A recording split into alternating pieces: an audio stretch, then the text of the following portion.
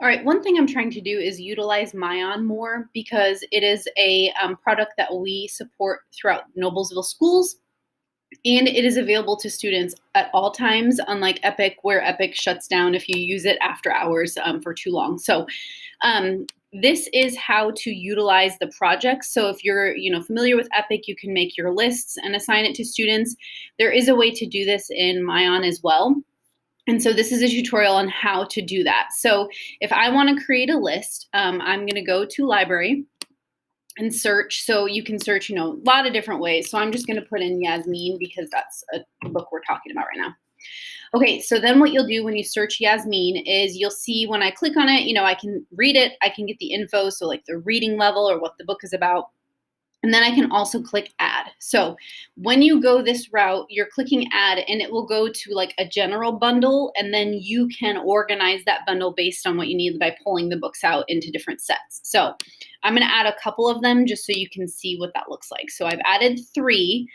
So now what I'm gonna do is I'm gonna go back to up at the top, I'm gonna go to my list.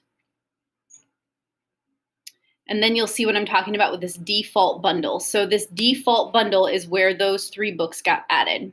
Now, if I'm doing book clubs or series books, I can pull this book into that series book. I can also pull this book into the specific reading club that it matches with. So if I'm doing it by reading level, that makes a difference. So then what you're going to do is, so if I want to pull this into J through L, because I believe Yasmin is, let's see what level, it doesn't say, but I'm pretty sure it's like that 2nd grade reading level. So I'm going to drop it in there. And then what you're going to do is you want to assign that or create a project so your kids can see it. So right now you've just created a bundle that only you can see. So if I want to make this a bundle that I can assign to kids, I'm going to go here to the settings.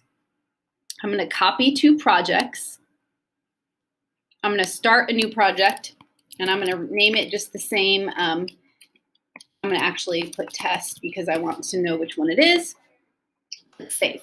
Okay, so now I've moved it to projects. So this is the one side of MyON that I think is a little bit clunky because now I need to go back to my classroom. I'm going to go to projects, and I'm going to see in this inactive one, I'm going to see this club 1 test. Okay, so that's an inactive project because I don't have any kids assigned to this project. So what I'll do is I'll go to the word assign. I'll go to roster, my roster, and then I can assign it to different students. So I'm going to assign it to this student just because she's no longer in Noblesville, and that makes it easy. So I'm going to click apply. And then what happens is that inactive project goes up to my active projects. And then that project will show. So when the kids log in at the top, it says, projects, and they click on it. This will show it to them. And then you can observe how they're progressing. So it says, 1 student not started, how many students have finished. And so we're utilizing this with our series book club unit. And so I'm going to have my small groups pick a book. There are different books in the set that they're both going to read. And then we'll read that book, and I'll be able to kind of see how they're progressing throughout the book. So this is my first attempt at MyON.